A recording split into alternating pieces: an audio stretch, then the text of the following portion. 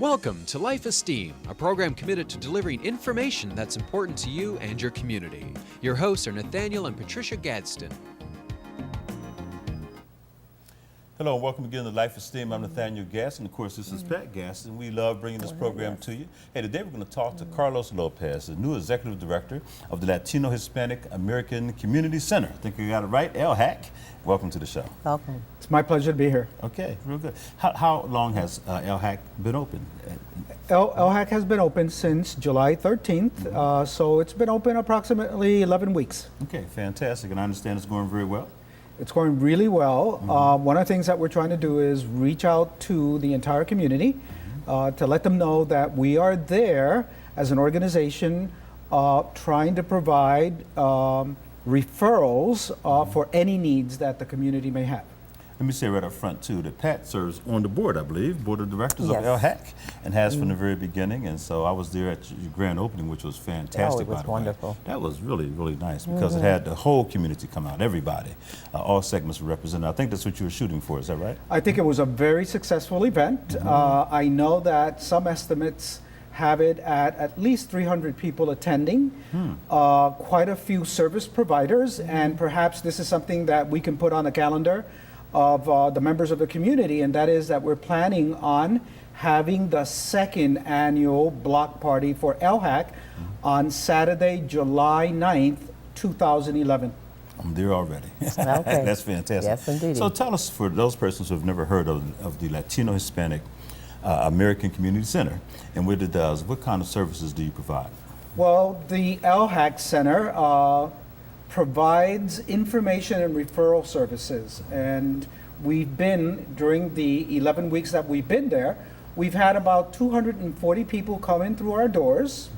Of the 240 people who have come in through the doors, 59 have come into our offices anywhere from 2 to 9 times, which, if we were to count separately, we would be able to say that we've had about 370 people come in through the doors. Okay. Now, one of the reasons I like to share that is because I consider that to be an indication of our success.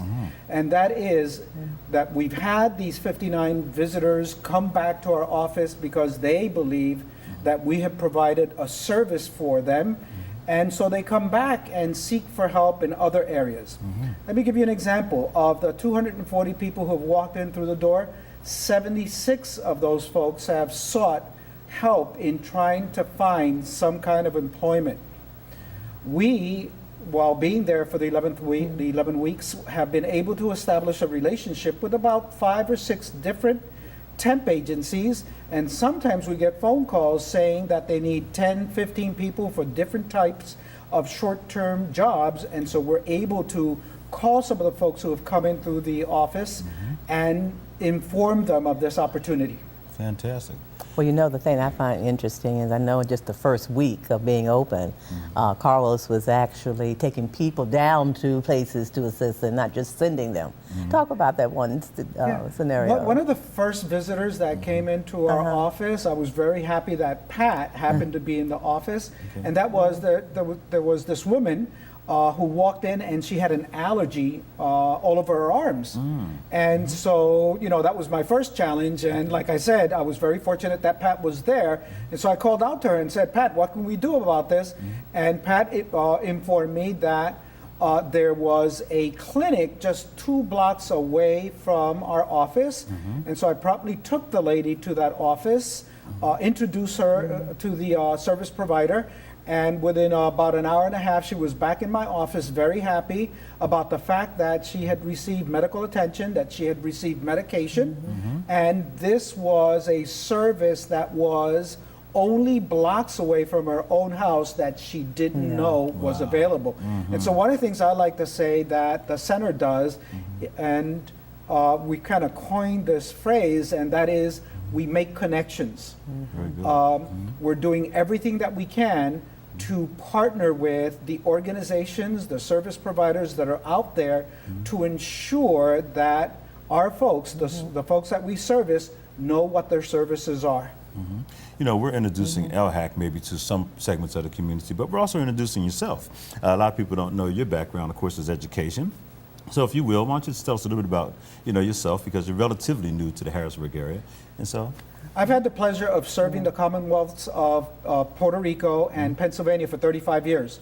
I started out as a teacher's aide, then was a teacher in the Bethlehem School District, a supervisor of curriculum instruction also in Bethlehem, the first Latino principal in the city of Allentown, was principal of McCaskey High School in Lancaster, regional superintendent of schools in the city of Philadelphia, superintendent of schools in the city of York, and also middle high school principal in a charter school. wow. So I've had Yes, absolutely. the opportunity to serve children in the state of Pennsylvania and the Commonwealth of Puerto Rico for 35 years, and now I have the opportunity to serve their parents. Fantastic, great.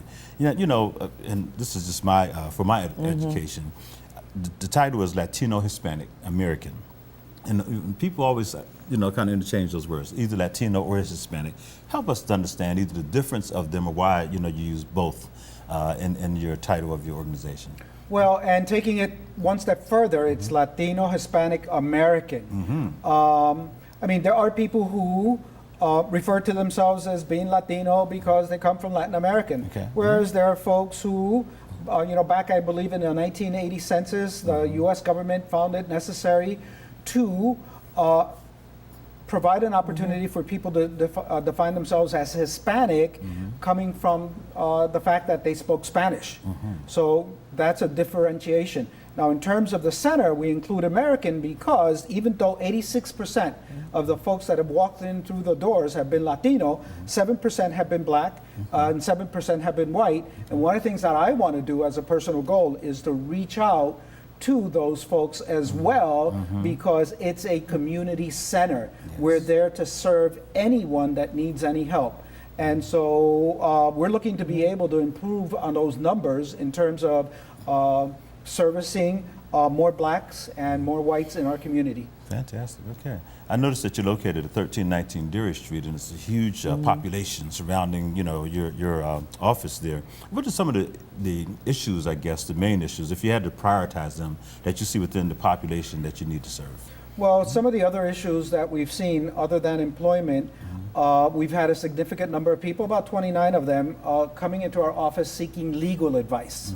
And so when they come into our office, we try to figure out what that legal advice is, and then we have a list of attorneys that are able to provide help either in issues of immigration, workman's comp, Social Security, or any other legal advice. The other high area of need has to do with housing and basic needs.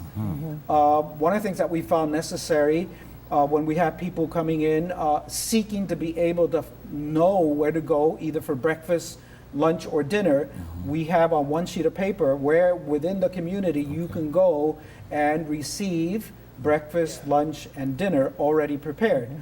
But we've also worked with other organizations which now permit us to actually issue vouchers for clothing and also for unprepared foods as well. And then the other highest area of need is education.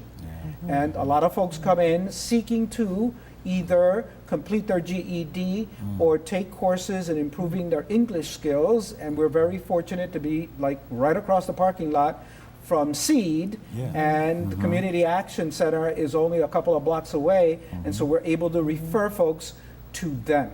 Great, great. Yeah, that is a wonderful area for all of that, because you have so many different, even the, the YWCA is really not that far away from your office, and you can just go on and on and on, of the various services. Yeah, so a lot of collaboration is possible. A lot of services are there. Yeah. Carlos, in your new position and this center just opening, what do you see your vision? What are the goals that you think that are important or necessary as we move forward in the next 2, 3, 4, 5 years? Well, in working with the board of directors, and we have a wonderful board of 21 members of our community, part of what we're talking about for future years is moving into case management. I've already had the opportunity of even speaking with members, executive directors of other community agencies, trying to find out what that looks like and whether we can partner.